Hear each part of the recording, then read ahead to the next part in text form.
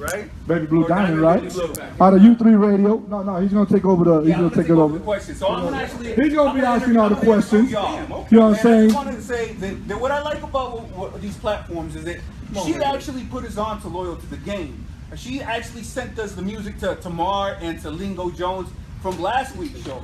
So her show is actually getting a lot of good music, and she's putting us on to those artists. So that's one of the things that I like. So again, she has Underground, right? What is it? U3 Radio, right? Yes. Can you go ahead and just say the show and when it comes on and your name? Okay, my name is DJ BabyBlueDiamond. It's U3 Radio, Underground, Unsigned, and Unknown.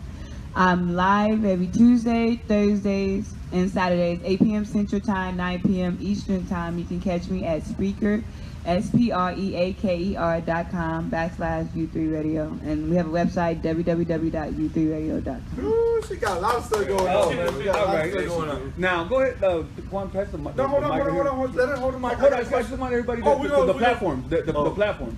My name is Juan Gonzlez. You already know who he is, the loud mouth. What's good, everybody? I'm producing out here, but Brose Simpson, aka Christopher J. Brand from Live from the B-Side. I play a lot of up-to-date music. I do news on what's going on with hip-hop, and I try to break new artists.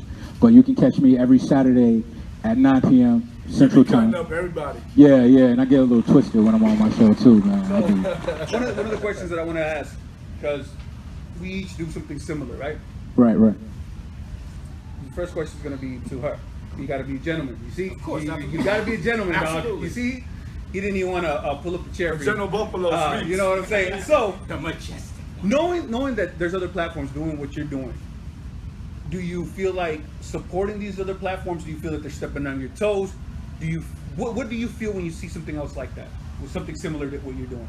I try to support, but I had an incident. I'm not going to call out any names, but I did have an incident where I was working with someone, another station, and then I guess they felt like I got too busy with mine, so then they cut me loose, and I was like, okay, I can still support you, but then they won't really support me, so I was just like, okay. And then they knew what times I was live, and I felt like they were trying to do live at the same time, trying to conflict. I was like, that's not cool. But then when I met you guys and introduced you guys, I was like, okay, there are other outlets that I can support besides that. So yeah, but I do feel like the support's not there sometimes. How did you feel like when you encountered that problem?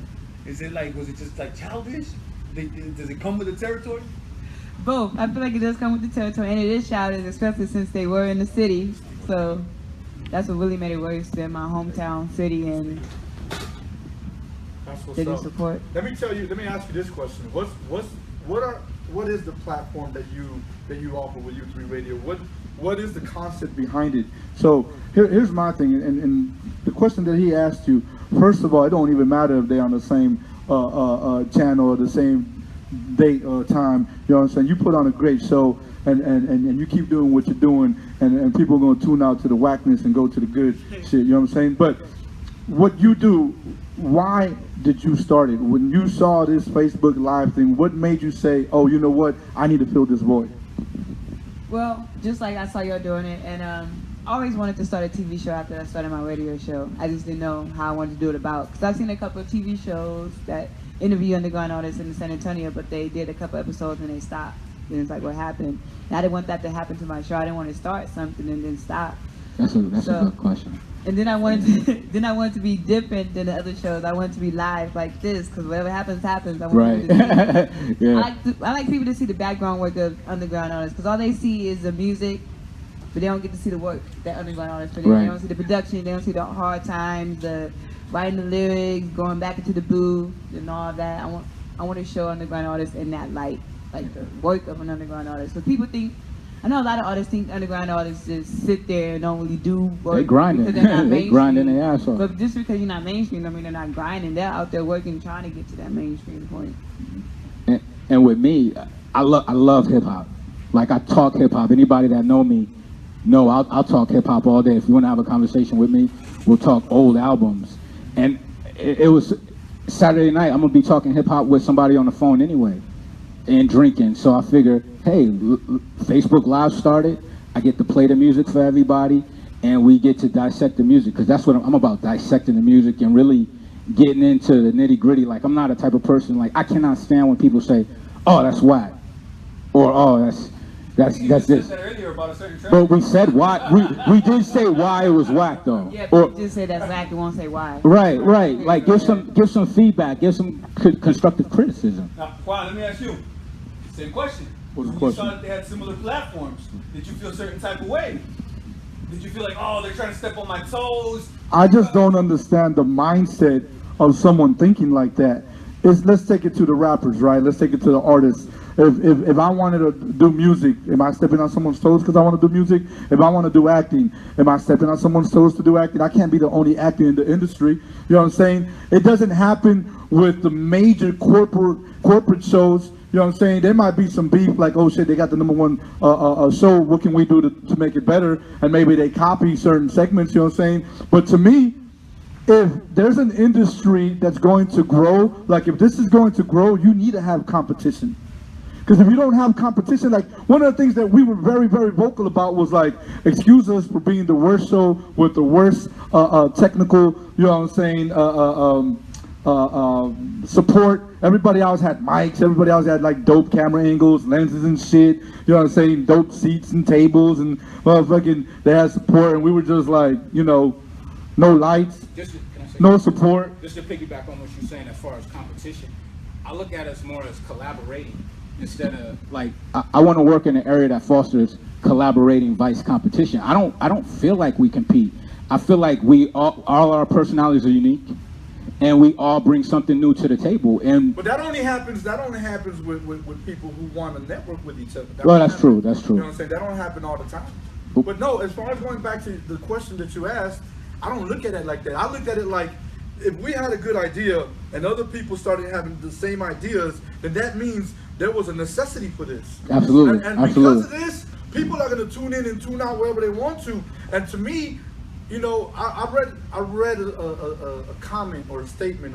There was a paragraph that James Penny, the owner of J.C. Penney, said that you need to have three competitors in your area. 3 real good competitors in your area to keep you on your toes. Keep you sharp. And that's how I see it. Like, I watch Live from the B-Side. I watch when Gonzlez doing interviews. I watch when a lot of other people are doing it. In fact, there's a lot of stuff that Bum will tag me on and send it to me, and it's people like the Complex magazine or Double XL, and they're doing their shit, and I'm like, damn, as dope as big as the name they are, they ain't even on our level. So, but I still watch that shit, and they got big acts, you know what I'm saying? So I don't see this competition or I used to think of it that way when I first wanted to do my shows. That's when I tuned into y'all shows, and I'm like, the first thing people gonna say is, "Oh, she's copying Cruising Reviews." But you're not, because That's what I was you thinking at bring first. something very unique to your show. That's what I was thinking. But then I was like, you know what, just go ahead and do it. Absolutely. Plus, I try to add live performances to make it different, because I see y'all do reviews and y'all do the high The first thing I 16s. did when I saw what you were doing, what he was doing, is to reach out. Right. How can we help each other? Right. Why would I be like, oh, fuck their show or don't watch their show? I'm like, no, there's no need for that. Right. That's why I brought up those questions, because the first thing that went through my head was, hey, let's get these guys to work with us. You know what I'm saying? Let's work. My first thought was unity. How can we work with each other? How can my platform benefit you? How can your platform benefit us? So one of the questions that I had to ask DJ BabyBlueDiamond, that's a long ass name, by the way. She got like 10 names, man. When you're trying to do something for the artist, have you ever had some people just act Hollywood? Like when you're generally trying to do something good for a local artist, have you had like them act Hollywood with you? Not yet, hopefully. So that's good so far. No, but I do get a lot of artists who can't believe it, especially when I tell them that it's free for me to play their music. They're like, "Are you serious? For real? Like, what's the catch?" I'm like, no catch. Just promote me, tell people about my show. No catch. It is free. I do offer other promotions that's paid, but for spins it's free, and people are like, oh, they get shocked. But no, not yet. No Hollywood yet. How did you start getting cats like Lingo Jones and Tamar that are coming from Baltimore and Florida to actually send you music for you to check out? I hooked up with Tamar, with one of his producers that does his music. I said, y'all like the production. His name is Richard Hunter. He's part of the Dynasty Network that I used to be in, and he hooked me up with Tamar, and now Richard Hunter. He's helping me with my website, so shout out to Richard Hunter. He does my website for U3. He does a lot of background for U3.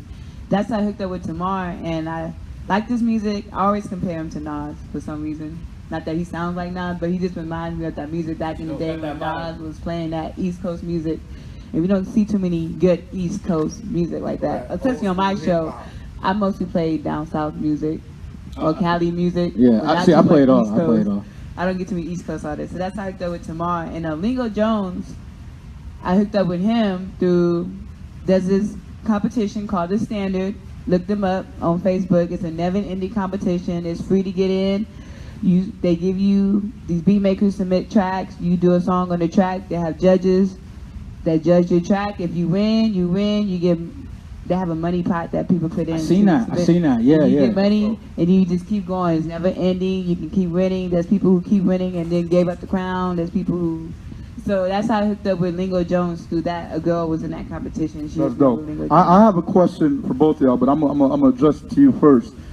So, you know, we obviously have platforms on Facebook Live. There's a lot of people doing a whole bunch of stuff, even like cooking, you know what I'm saying, classes and all that type of stuff. And my question to you is, you know what I'm saying, like, why music though? Why hip hop? Why this platform? Like, why do you choose to be involved? You know, because, you know, a lot of people think that the only position that you can hold is you know, either a video producer or an engineer or an artist, a rapper, a singer, whatever it is you want to call yourself, you know what I'm saying? Like, those are the obvious positions in hip hop. But why this aspect? You know what I'm saying? Because you are competing against radio, you are competing against other, you know, other online radio stations. You know what I'm saying? Why this platform?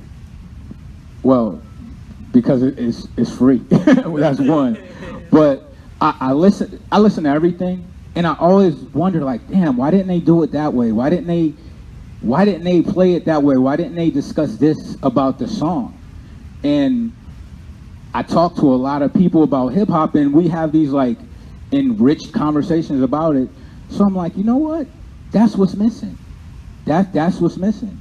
So I just did the show, and I figure, like, you know, it's just me. And then you get to the point where you kind of start worrying about viewers. And then I told myself, if I had one viewer, I'd still be doing this, because I love hip hop and I love to talk music. And I guess for the love, at the end of the day, that's to break it down, for the love of it. I would have to say the same. I love music, and I've always been the type of person to really like to get inside music. Like you said, dissect it. Always want to know what were the artists feeling when they wrote this song, or why did they write this song? What were they doing when this hook came up? Because you'd be surprised. People might be in the restroom or doing stuff, and like the greatest hook come out. Like what's his name? Brian McKnight said that back at one, he came up with that by reading the manual on how to hook up his TV. Get out of here, I didn't know. Because, like, you know, the manual says step 1, do this, step 2, do this, step 3, if it don't work, go back to 1, and that's how he came up with that. I was like, wow. So you never know what comes to. That's true. That's dope. I love. That's dope. But yeah, I love music. And you do have a local, independent, I don't even have to like the word local, I'd rather say independent platform. And yours is more mainstream. You know what I'm saying? What, and I'm going to ask y'all, like, you know, point the questions at us, because it's not just about interviewing y'all, it's us being on here talking about what we're doing, right? When you did watch our crazy ass show, right? You know what I'm saying? Because, like, honestly, I don't see how we're similar in any way. The only thing that I see that's similar is that there's a platform for us to do what we love. You know what I'm saying? So when you did catch Cruising Reviews and you saw this ugly motherfucker I'm a sex symbol. Majestically. That's the new magic, right?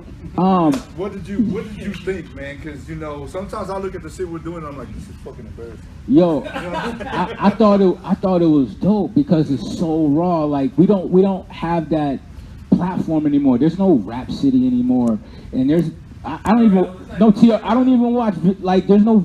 I'm sure there's some video outlet. I don't watch them, and to see y'all do it, and then y'all keep it homegrown.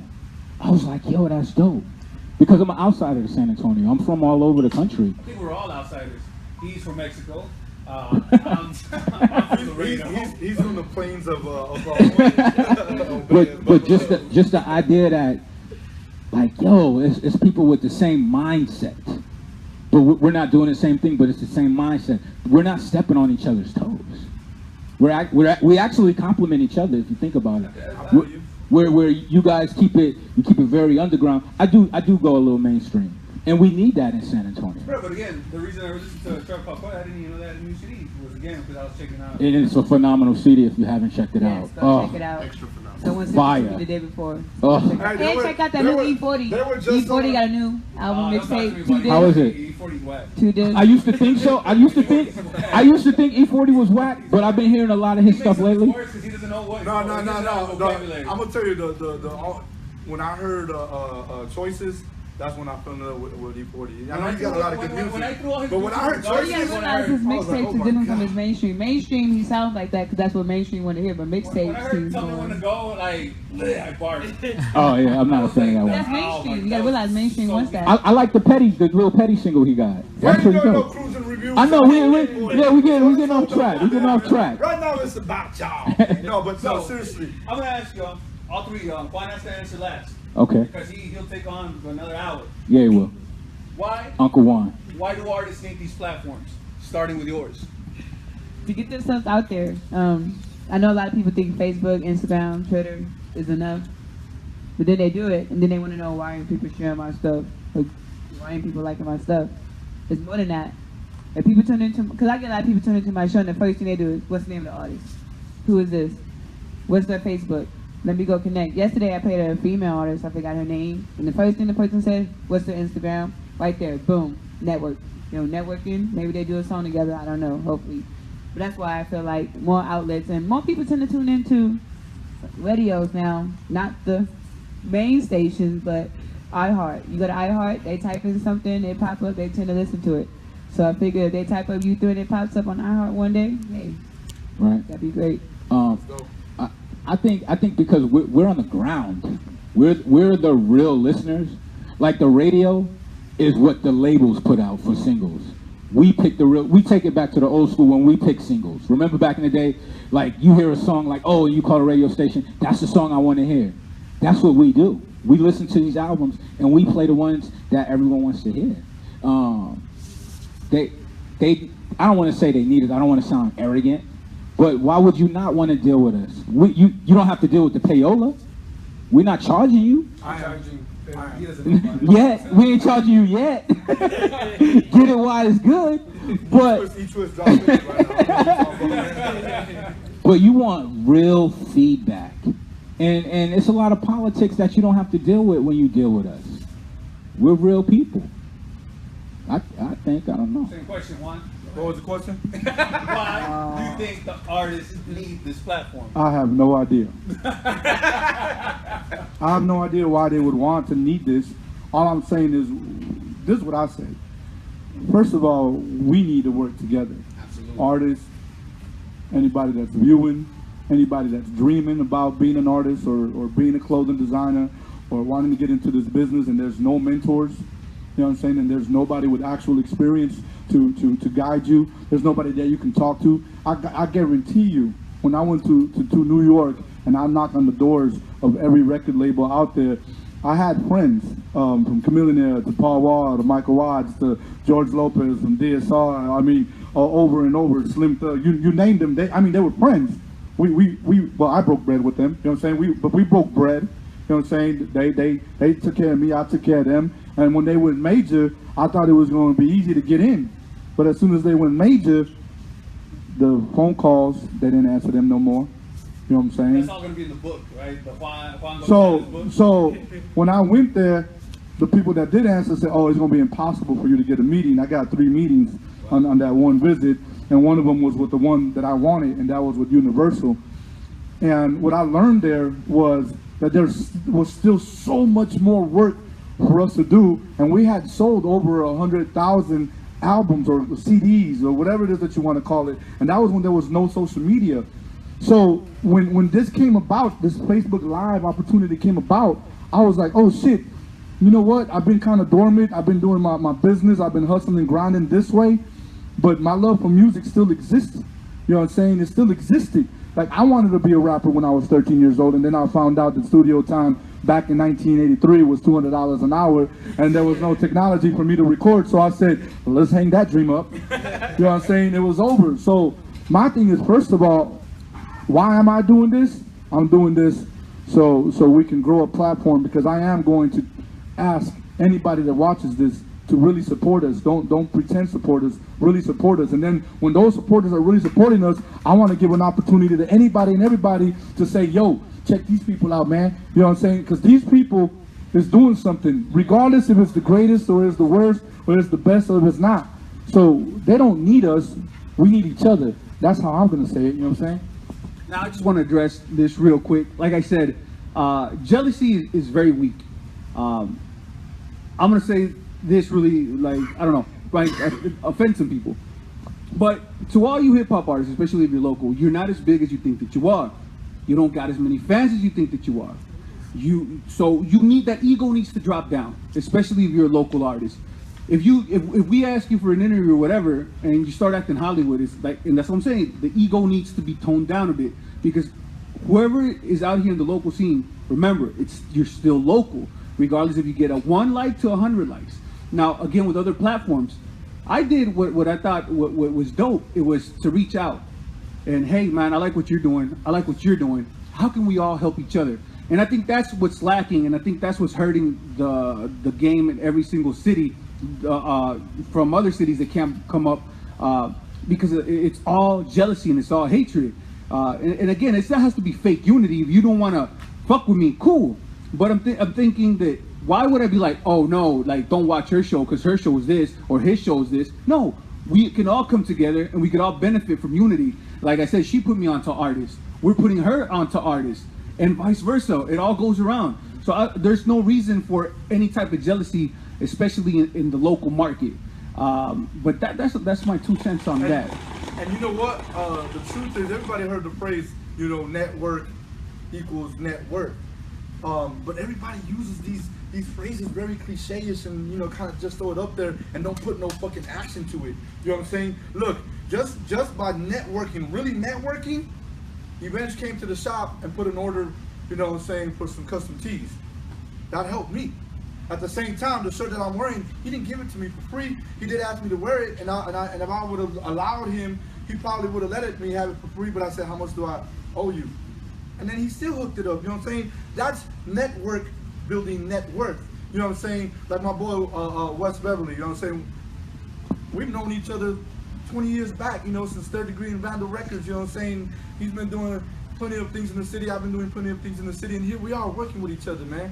You know what I'm saying? And guess what? There really isn't going to be a necessity of money exchange. Here you go, I'm gonna pay you so much to do what you're doing, because we're gonna start producing this show and putting it on YouTube and taking it to the next level. You know what I'm saying? What he said, no, he's getting paid. What he said is, I need some knowledge over here, and at the same time, I need this and I need this. I was like, good, because I need this and I need this. And it's us bringing each of our strengths and combining them and instantly growing like twice the size. Now, and that's what I love about what we're doing. You know now, what I'm saying? DJ Baby Blue Diamond, before we get out of here, where can they find you? How can they submit their music? And what days do you go live? I'm live every Tuesday, Thursday, Saturday, 8 p.m. Central Time, 9 p.m. Eastern Time. Facebook Live is on Fridays at same time, 8 p.m. Central Time. 8 p.m. Central Time, 9 p.m. Eastern Time. That's a tongue twister for her. Yeah, it is. Hey, Where do they send the music to? You can send the music to u3radio@gmail.com. Make sure it's MP3 format. I do accept links only if it's available for download. People send me SoundCloud links. We don't have it available for download. Perfect. Now, real quick, what up, Chris? Where can they find you at? You can find me every Saturday night on Facebook Live. getting toasted. 9 p.m. Central Time. Drinking on the show, I'll be right? smashed, yo. Have you ever noticed his cup is never empty? No, It's always but full. I know he starts getting drunk because he's just playing the music and not saying shit. He just, like, Yo, you literally watch a person just go into levels of drunkenness, and it's like he gets happy, then it's just depressing. Like, it's a sad story. But you can catch me at 9 p.m.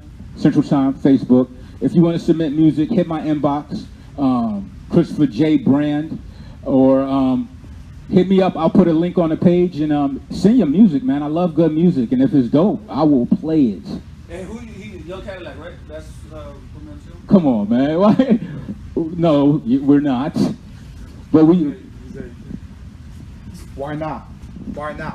Why not? That's all I want to know. Why not? Honestly, when you played on Live from the B-side, that's like a next level up. Oh, Did you just did I just say that? Did I just say that right here? I didn't And I was diss on the B-side right here. and that's a shout out This to is the a- guys that I did play. You had just witnessed Hollywood. Hollywood. You had just witnessed Hollywood. 60, like Hollywood. That's right, man. Hey, I'll put your music Young Cadillac. there you go. First of all, again, I appreciate everybody. Make sure you support Mayzela, U3 Radio. Make sure you support Hollywood Brose over here. Man. You know what I'm saying? Make sure you support Cruising Reviews. Share everything that we got going on. Check out all the artists. Like I said, I was saving something special for the end. O Capone, he was with us when we were out there at the homie studio. Paranoid Records. Paranoid Records over there in Indian Creek, man. It was funny. Murder Creek. You gotta say it right. Hold on, I'm gonna say Indian Creek, and then I'm gonna say AK Murder Creek, and then I'm gonna let them know the story. While we were driving over there, all of a sudden I hear the locks on the doors lock. You know what I'm saying? And I look, and this dude is actually putting on the seatbelt, locking the door, and just crouching down. He's like, "Yeah, I heard they kill people out here, man." He was shook. He was shook. He was shook. So you know, I grabbed his hand and walked him into the studio, and everything was good. let me add to the story. There was for the people that haven't been there, there's a big dog. And, Rottweiler. so Mr. I'm a tough for the nails didn't know, and the dog came out and he ran. I ran inside. Fast. What would you do if a dog was I had running never after seen you? Stay But there? I want to bring out O Capone. Yeah. The Boys of Fire brought to you by Urban City Barbershop. You know what I'm saying? The champ.